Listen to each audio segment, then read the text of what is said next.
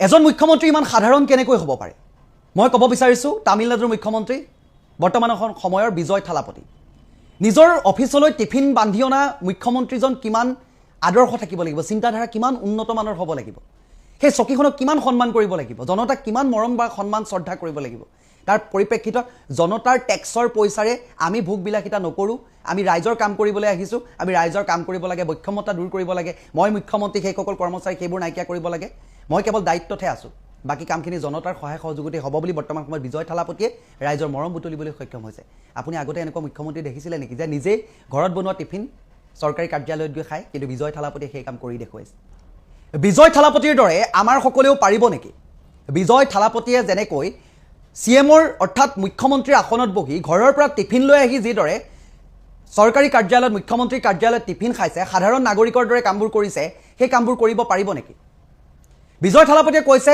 জনতাই মোক নিৰ্বাচন কৰিছে ইয়াত সম্ভ্ৰান্ত বা পাৰ্থক্য দেখুৱাই কিবা এটা কৰিবৰ বাবে নহয় মোক ইয়াত এই চকীখনত এইটো কাৰণে বহাইছে যাতে মই জনতাৰ সেৱা কৰিব পাৰোঁ সকলোৰে মাজত থাকিব পাৰোঁ সকলোৰে হৈ মাত মাতিব পাৰোঁ সকলো কাম যাতে আমি সংঘবদ্ধতাৰে কৰিব পাৰোঁ তেখেতে সিদ্ধান্ত গ্ৰহণ কৰিছে শিক্ষাৰ ক্ষেত্ৰত তেখেতে মদ বন্ধ কৰাৰ সিদ্ধান্ত গ্ৰহণ কৰিছে তেখেতে 200 ইউনিটলৈকে ফ্ৰী বিজুলী দিয়াৰ ব্যৱস্থা কৰিব বিচাৰিছে মুঠতে জনতাই যাতে সুৰক্ষা অনুভৱ কৰে তাৰ বাবেহে চৰকাৰখন পাতে সেই সিদ্ধান্তবোৰ ল'বলৈ বৰ্তমান সময়ত বিজয় থালাপতিয়ে চেষ্টা কৰিছে আৰু বিজয় থালাপতি বৰ্তমান সময়ত জনপ্ৰিয়তাৰ শীৰ্ষত উঠা দেখিবলৈ পোৱা গৈছে 10 বজাত বন্ধ হোৱা মদৰ দোকান তেখেতে 8 বজাত বন্ধ কৰিবলৈ চেষ্টা কৰিছে এই যে আমি যে দেখো যিবোৰ ডাঙৰ ডাঙৰ ভিভিআইপি গেছ যায় তাৰ পিছত যে বগা টাৱেল এখন পাৰি থয় সেই সংস্কৃতিটো নাইকিয়া কৰিছে বিজয় থালাপতিয়ে কৈছে এইখন হৈছে সাফ কৰা বস্তুৱে গতিকে ইমানটা ভিআইপি কালচাৰ দেখুৱাবৰ বাবে এই হোৱাইট কাপোৰখন ইয়া নিদিলেও হ'ব সেই এগৰাকী ছোৱালীয়ে কোৱা কথাৰ বাবে বিজয় থালাপতিয়ে সেই সিদ্ধান্তটো গ্ৰহণ কৰিছে আৰু ডাঙৰ কথাটো হৈছে বিজয় থালাপতিয়ে ৰাইজে দিয়া যিবোৰ সমস্যা আজি আছে বুলি কৈছিলে নিৰ্বাচনৰ সময়ত তেখেতৰ হাতে ভৰিয়ে দি কৈছিলে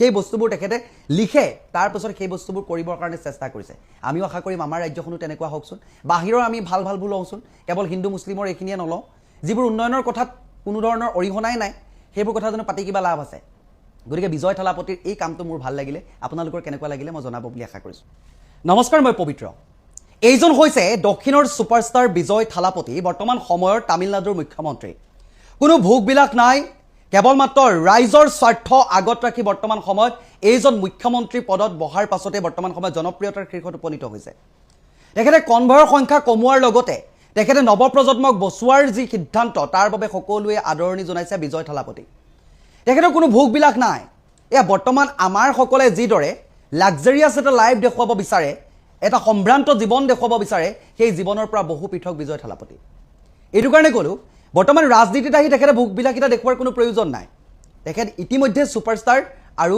ধনবন্ত সম্ভ্ৰান্ত তেখেতে তথাপিও দেখুৱাব পাৰিলে হয় কিন্তু বৰ্তমান তেখেতে মুখ্যমন্ত্ৰী চকীখনত বহা লক্ষ্যৰ উদ্দেশ্য এটাই কেৱল মাত্ৰ কৰাপশ্যন দুৰ্নীতি আঁতৰ কৰিব লাগে জনতাৰ সাধাৰণ নাগৰিকে যি এটকা এটকা গোটাই আমি দৈনন্দিন টেক্স ভৰিছোঁ সেই টেক্সৰ পইচাৰে যাতে সংঘবদ্ধভাৱে ৰাজ্যবাসীক চলাব লাগে মদৰ বাবে যি নিবনুৱা ধ্বংস হৈ গৈছে সুৰাৰ বাবে যি নিবনুৱা নৱপ্ৰজন্ম ধ্বংস হৈ গৈছে তাহাঁতক উদ্ধাৰ কৰিব লাগে ড্ৰাগছ মুক্ত ৰাজ্যখন গঢ়িব লাগে তেনেধৰণে বৰ্তমান সময়ত জোৰদাৰ গতিত কাম কৰিছে ইয়াৰ লগতে এটা গুৰুত্বপূৰ্ণ তথা উল্লেখনীয় কথা হৈছে তেখেতে ঘৰৰ পৰা টিফিন লৈ আহে বৰ্তমান সময়ত ঘৰৰ দায়িত্বভাৰ গ্ৰহণ কৰাৰ পাছতে একেলগে কৰ্মচাৰীৰ সৈতে টিফিন খায় অৰ্থাৎ জনতাই মোক নিৰ্বাচন কৰিছে জনতাৰ কাম কৰিবৰ কাৰণে ইয়াত ভোগ বিলাসিতা লাক্সাৰিয়াছ লাইফ দেখায় মুখ্যমন্ত্ৰী এপেলেট ভাতৰ দাম 1400 কৰি আৰু সাধাৰণ নাগৰিকে 50 টকীয়া ভাত খাব তেনেকুৱা কাম নহয় সকলো যেহেতু সমান মই কিবা এটা দায়িত্বত আছোঁ মোৰ কামখিনি কৰি যাব লাগে তেনেকুৱা ধৰণে বৰ্তমান সময়ত কাম কৰাৰ বাবে বিজয় থালাপতিক সকলোৱে মৰম কৰিছে শ্ৰদ্ধা কৰিছে তেখেতে শিক্ষাৰ ওপৰত গুৰুত্ব দিছে তেখেতে ড্ৰাগছ মুক্ত ৰাজ্যখন গঢ়িব বিচাৰিছে তেখেতে সুৰাৰ যি অবাধ প্ৰচলন তাক ৰোধ কৰিব বিচাৰিছে সুৰাৰ দোকানৰ সংখ্যা কমাব বিচাৰিছে তেখেতে 10টালৈকে খোলা মদৰ দোকান বৰ্তমান 8টাতে বন্ধ কৰাৰ সিদ্ধান্ত গ্ৰহণ কৰিছে 717খন খুৰাৰ দোকান বন্ধ কৰাৰ সিদ্ধান্ত গ্ৰহণ কৰিছে ইয়াৰ বাবে ৰাইজে তেখেতক আদৰণি জনাইছে আমিও আশা কৰোঁ আমাৰ ৰাজ্যখনো এনেকুৱাই হওক আমাৰ অসমখনো তেনেকুৱাই হওক দুৰ্নীতিমুক্ত হওক সাধাৰণ নাগৰিকে বচা যি জনতাৰ নেতা জনতাৰ সেৱক বুলি নিৰ্বাচন কৰিছে সেই সেৱকজন সেৱকে হৈ থাকক তেখেতে মালিক হ'বলৈ যাবলৈ চেষ্টা কৰিব নালাগে এক সম্ভ্ৰান্ত এক পৰিৱেশৰ সৃষ্টি কৰি তেখেতে হকে বিহকে মানুহবোৰক যাতে বিপথে পৰিচালিত কৰিব নালাগে যিবোৰ কথাত কথা পাতিব লাগে সেইবোৰ কথাতে যাতে কথা পাতে জাবৰ কিছুমান কথা পাতি এই ওৰ টোৰ কিছুমান কথা পাতি কোনো সামঞ্জস্য নথকা, যাতে সমাজখন বিপথে পৰিচালিত নকৰে বা সমাজখন উন্নয়নৰ লগত জড়িত নথকা একো কথাই যাতে নাপাতে আমিও আশা কৰোঁ। কিন্তু সেয়া জানো হ'বগৈ? আমি বাহিৰৰ পৰা এইবোৰ আদৰ্শ অনুসৰণ কৰিব লাগে। আমি ভাল আদৰ্শবোৰ ল'ব লাগে যে কোনে কি কৰিছে, আমুকত বোলে হিন্দু মুছলিম লাগিছে, আমাৰ ৰাজ্যটো হিন্দু মুছলিম লগাই দিয়ে, সেইটো আদৰ্শ কেতিয়াও হ'ব নোৱাৰে। হিন্দু কোন নিজে চিনি পাব লাগিব। প্ৰথমতে হিন্দুৰ গুণেৰে নিজে সমৃদ্ধ হ'ব লাগিব, তাৰ পাছত আমি হিন্দুত্ব কৰিলে ভাল। কিন্তু হিন্দুৰ নামত যদি আমি একো নকৰোৱে তাৰপাছত আমি হিন্দুত্ব কৰি কিবা লাভ আছে নেকি? আমি লেট্ৰিন বাথৰুমৰ লগত কাজিয়া কৰি থাকি কিবা লাভ আছে? চৰকাৰী দিয়া লেট্ৰিন বাথৰুমৰ লগত আমি কাজিয়া কৰোঁ, তাতে সীমাবদ্ধ থাকোঁ। কিন্তু আমি সমাজখনৰ স্বাৰ্থত বহুখিনি সময়ত কাম কৰিবলৈ পাহৰি যাওঁ যেতিয়াই আমি গালি পাওঁ। কিন্তু বৰ্তমান সময়ত বিজয় থালাপতিয়ে সেই কামটো পৰিহাৰ কৰি একমাত্ৰ ৰাইজৰ বাবে যিহেতু তেখেত নেতা হৈছে, গতিকে ৰাইজৰ কাম কৰিব। কোনো ধৰণৰ সম্ভ্ৰান্ত, কোনো ধৰণৰ যাতে লাক্সাৰিয়াছ লাইফৰ তেখেতে প্ৰভাৱ পৰিব নিদিয়ে, সেই কথাটো বৰ্তমান সময়ত জলজলপটপটকৈ প্ৰমাণ হৈছে। বৰ্তমান ৰাষ্ট্ৰীয় প্ৰেক্ষাপটত তেখেত জনপ্ৰিয়তাৰ শীৰ্ষত উপনীত হৈছে। ইয়াৰ লগতে মুখ্যমন্ত্ৰীৰ চকীখনত বহি যিকেইটা পদক্ষেপ তেখেতে প্ৰথমে ল'লে, আমাৰ ইয়াত বিদ্যুতৰ বিল বাঢ়িছে, তাত 200 ইউনিট কমাইছে। আমাৰ ইয়াত সোণ কিনিবলৈ মনা কৰিছে। তেখেতলোকে জন্মদিনত জন্ম হোৱাৰ লগে লগে প্ৰতিটো শিশুক এটাকৈ সোণৰ আঙুঠি দিয়াৰ পদক্ষেপ গ্ৰহণ কৰিছে। পেট্ৰল ডিজেল মূল্যবৃদ্ধি ৰোধ কৰাৰ কথা কৈছে। আমাৰ ইয়াত দাম বাঢ়িলেও মতলব নাই বুলি কৈছে। 1000 টকা হ'লেও বোলে পেট্ৰল কিনি খাব, তেনেকুৱা ধৰণৰ কথাবোৰ চৰ্চা হৈছে। গতিকে পাৰ্থক্য এইবোৰে। মানুহটো মানুহ হয়, চিন্তাধাৰাবোৰ বেলেগ যে এই কথাবোৰতে প্ৰমাণ পায়। এজন মুখ্যমন্ত্ৰী হৈ সাধাৰণ নাগৰিকৰ দৰে সকলোৰে লগত বহি মেলি খোৱাটো কিমান এটা ডাঙৰ কথা হ'ব লাগিব, দিখাবা নহয়। কাৰণ এই দিখাবাটো এতিয়া কৰি কোনো প্ৰয়োজন নাই। তেখেতে যদি দিখাবা কৰিলে হয়, এনেও অভিনেতা, তেখেতে অভিনয় ভাল কৰিব পাৰিলে হয় অভিনয় জগততে, বা ইমান সম্ভ্ৰান্ত হৈ থাকোঁতে পাৰিলে হয়। কিন্তু তেখেতে সেইবোৰ পৰিহাৰ কৰি কেৱল মাত্ৰ ৰাইজৰ যিবোৰ শোষণ, নিষ্পেষণ, এই যি সমমৰ্যাদা, এই বস্তুবোৰ নাইকিয়া হৈছিল, সেইবোৰ পুনৰুদ্ধাৰ কৰিবৰ কাৰণে বিজয় থালাপতিক সকলোৱে আদৰি লৈছে।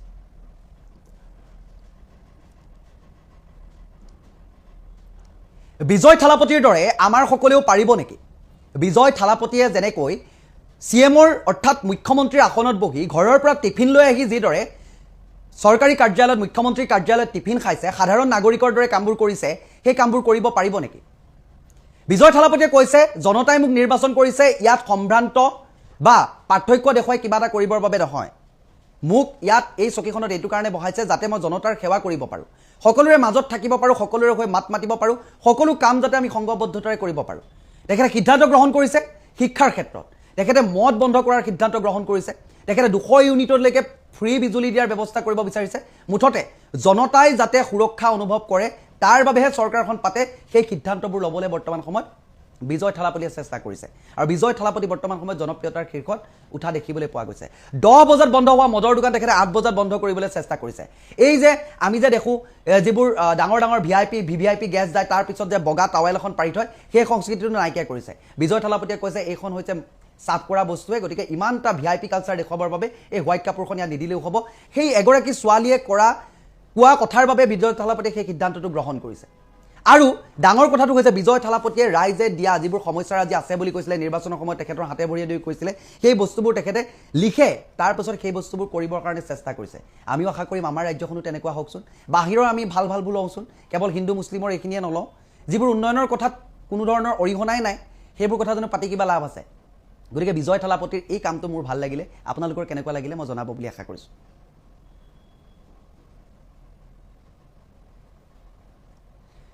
এজন মুখ্যমন্ত্ৰী ইমান সাধাৰণ কেনেকৈ হ'ব পাৰে? মই ক'ব বিচাৰিছোঁ তামিলনাডুৰ মুখ্যমন্ত্ৰী বৰ্তমান সময়ৰ বিজয় থালাপতি। নিজৰ অফিচলৈ টিফিন বান্ধি অনা মুখ্যমন্ত্ৰীজন কিমান আদৰ্শ থাকিব লাগিব, চিন্তাধাৰা কিমান উন্নত মানৰ হ'ব লাগিব, সেই চকীখনক কিমান সন্মান কৰিব লাগিব, জনতাক কিমান মৰম বা সন্মান শ্ৰদ্ধা কৰিব লাগিব। তাৰ পৰিপ্ৰেক্ষিতত জনতাৰ টেক্সৰ পইচাৰে আমি ভোগবিলাসিতা নকৰোঁ। আমি ৰাইজৰ কাম কৰিবলৈ আহিছোঁ, আমি ৰাইজৰ কাম কৰিব লাগে, বৈষম্যতা দূৰ কৰিব লাগে। মই মুখ্যমন্ত্ৰী, সেইসকল কৰ্মচাৰী সেইবোৰ নাইকিয়া কৰিব লাগে। মই কেৱল দায়িত্বতহে আছোঁ, বাকী কামখিনি জনতাৰ সহায় সহযোগিতা হ'ব বুলি বৰ্তমান সময়ত বিজয় থালাপতিয়ে ৰাইজৰ মৰম বুটলিবলৈ সক্ষম হৈছে। আপুনি আগতে এনেকুৱা মুখ্যমন্ত্ৰী দেখিছিলে নেকি যে নিজেই ঘৰত বনোৱা টিফিন চৰকাৰী কাৰ্যালয়ত গৈ খায়? কিন্তু বিজয় থালাপতিয়ে সেই কাম কৰি দেখুৱাইছে। বিধায়ক দিগন্ত কলিতা ডাঙৰীয়া, আপোনাক ক'ব বিচাৰিছোঁ, আপোনালোকৰে চৰকাৰ গঠন কৰিছে, সংখ্যাগৰিষ্ঠ আপোনালোকৰে আছে। আমিও আশা কৰিছোঁ যদি পাৰে এইবাৰ আপোনালোকেও এখন আইন আনক, মুছলমানে মছজিদত নামাজ বন্ধ কৰিব লাগিব, নামাজ মানে মাইকৰ লাউড স্পীকাৰ বন্ধ কৰিব লাগিব। কৰি দেখুৱাওক, আপোনালোকে কৰি দেখুৱাওক, আমিও চাওঁ। আমিও আপোনালোকক ৱেলকাম জনাইছোঁ, আমি ধন্যবাদ জনাইছোঁ আপুনি এই বিষয়টো উপস্থাপন কৰাৰ বাবে। মাইকত আজান কিয় দি কি বুজাব বিচাৰে আমিও চাওঁ। পাৰিব আপুনি? আপোনালোকৰ চৰকাৰখনে পাৰিব নেকি? এইটো এটা কেৱল মাত্ৰ TRPৰ কথা আৰু এটা হৈছে আমাৰ মানুহখিনিক মূল কথাবোৰৰ পৰা বিপথে পৰিচালিত কৰি এই হিন্দু মুছলিম এই কাৰবাৰটো যে কৰি থাকিব লাগিব তাৰ এটা এজেণ্ডা হয় তাতকৈ ডাঙৰ কথা নহয় আমিও ভাবোঁ আপোনালোকে যদি কামটো মুখত কৈছে কামত নকৰে আপুনি যদি কৰি দিয়ে তেতিয়া আমি আপোনাক আমি বাহবা দি আমি বাতৰি পৰিৱেশন কৰিম যে আপোনালোকে কৰি দেখুৱালে আজান কিয় দিয়ে হয় আজান হয়তো সেইটো কাৰণেও দিব পাৰে যে যিসকল মানুহ বিভিন্ন কৰ্মৰাজিত ব্যস্ত থাকে তেখেতলোকক হয়তো সেই অকণমান সময়ৰ বাবে আল্লাহৰ প্ৰতি যাতে আকৰ্ষিত কৰিব পাৰে বা মছজিদলৈ আহিবলৈ এটা জাননীও দিয়া হ'ব পাৰে সকলো ধৰ্মৰে নিয়ম নীতিবোৰ বেলেগ বেলেগ আমি প্ৰতিটো ধৰ্মকে সন্মান কৰিম বুলিহে বা আমি সকলোৰে বাবে সহিষ্ণুতা প্ৰদৰ্শন কৰিম মৰম প্ৰেম ভাতৃত্ববোধ ৰাখিম এই এনেকুৱা ধৰণেহে সংবিধানৰ শপতবোৰ ল'ম আপুনি বিধায়ক হিচাপে শপত লোৱাই নাই তাৰ আগতে আপুনি অন্ত কৰিলে আপোনাৰ নামটো দিগন্ত মানে কি এটা পোহৰ বিলাব নতুনৰ সৃষ্টি হ'ব কিন্তু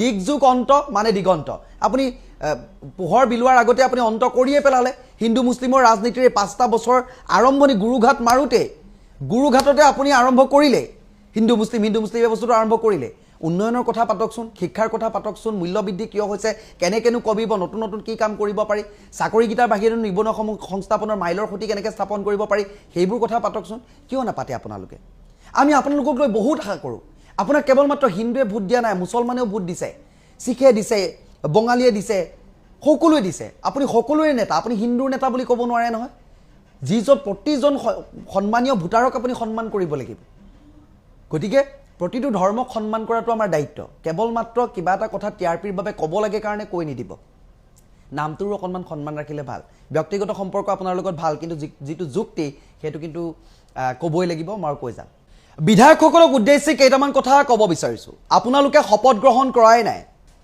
আপোনালোকে আৰম্ভ কৰিলে হিন্দু মুছলিমৰ ৰাজনীতি আৰম্ভ কৰিলে আপুনি সমষ্টিটোৰ কথা আপুনি জনসাধাৰণৰ কথা মূল্য বৃদ্ধিৰ কথা কিয় হৈছে কেতিয়া কমিব কি কাম কৰিলে কমিব বা নিবনুৱা সংস্থাপনৰ মাইলৰ খুঁটি কেনেকৈ স্থাপন কৰিব পৰা যাব এই কথাবোৰত আলোকপাত কৰাৰ পৰিৱৰ্তে আপোনালোকে বিধায়ক হিচাপে শপত গ্ৰহণ কৰাই নাই আপোনালোকে আৰম্ভ কৰিলে হিন্দু মুছলিমৰ ৰাজনীতি কোনে দিনটোত কেইবাৰ আজান দিব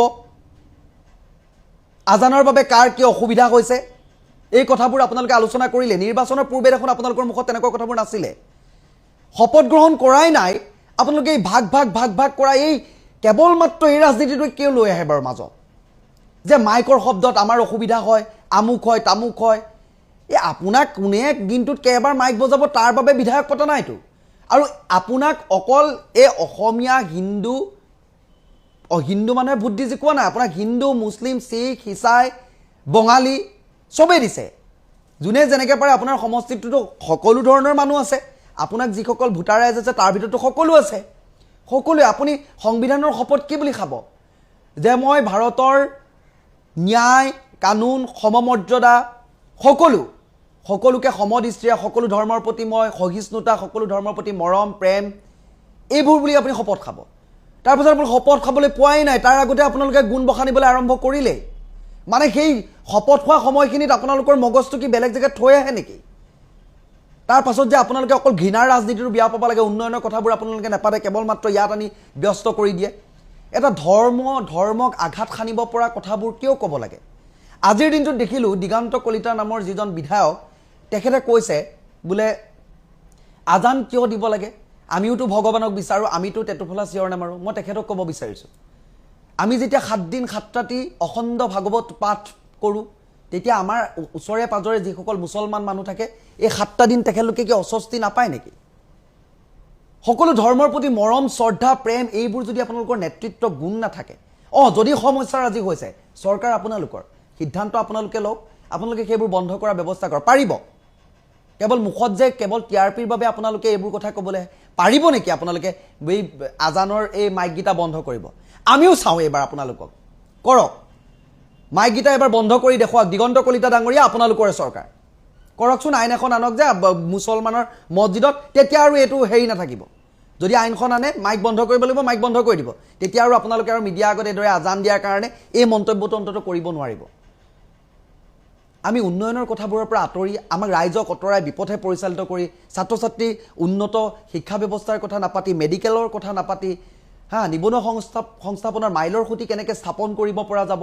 কেৱল চাকৰিকেইটাই নহয় বেলেগ বেলেগ কামৰ জৰিয়তে কেনেকৈ কি কৰিব পৰা যাব, সেইবোৰ কথা আপোনালোকে সদনত নতুন মন্ত্ৰীসভা হ'ব, নতুন চৰকাৰ হৈছে, কেবিনেটত যিসকলে স্থান পাইছে তেখেতলোকে পাইছে, মন্ত্ৰিত্ব যিসকলে পাব, হা তেখেতলোকেওতো কামখিনি কৰিব লাগিব। তেখেতলোকে নতুন নতুন চিন্তাৰে বেলেগ এটা দিগন্তৰ সূচনা কৰকচোন। আপোনাৰ নামটো দিগন্ত, আপুনি নতুন দিগন্তৰ সূচনা কৰক। এই আৰম্ভণি কৰিয়া আপুনি দিগন্তৰ সূচনাটো বাদেই দিছোঁ, আপুনি অন্তই কৰি পেলালে। দিগযুগ অন্ত দিগন্ত, তাৰ পৰা আপুনি দিগন্ত ফুলিবলৈ পোৱাই না অন্ত হ'লেই কিয়? নামটোৰ অকণমান মৰ্যাদা ৰাখক। বিধায়ক হিচাপে আপোনাৰ লগত মোক এটা ব্যক্তিগত সম্পৰ্ক আছে, ভাল সম্পৰ্ক, কিন্তু তথাপিও ভুলটো ভুলেই হয়। আপোনালোকক বহু আশা কৰি মই আকৌ কৈছোঁ, সমষ্টিবাসীয়ে ভোট দিছে, সকলোৱে দিছে, হিন্দু বঙালী মুছলিম অসমীয়া সকলোৱে লগ খাই ভোট দিছে। গতিকে আপুনি কাৰো এজন নেতা নহয়, কাৰোবাৰ হিন্দুৰ নেতা মুছলমানৰ নেতা নহয়, এনেকুৱা নহয়। গণতান্ত্ৰিক এখন দেশত আপুনি সকলোকে পৰিচালিত কৰিম বুলি সংঘবদ্ধভাৱে নেতৃত্ব প্ৰদান কৰিম বুলি নেতা হৈছে। গতিকে এই কথাবোৰ অলপ গুৰুত্ব দিব। কেৱল ধৰ্মৰ গোৰামী, ইমান গোৰামী নেদেখুৱাব। মানে বস্তুটো বেয়া পাওঁ, মানে উন্নয়নৰ কথাবোৰ নেপাতি কেৱল মাত্ৰ এইবোৰতে ইমান ঠেককৈ ভাবিলে বেয়া। বাহিৰৰ পৰা আমি কিছুমান বস্তু শিকিব লাগে, সেই বস্তুবোৰ আমাৰ ইয়াত এপ্লাই কৰিব লাগে। আমাৰ কিন্তু ইয়াত ওলোটা।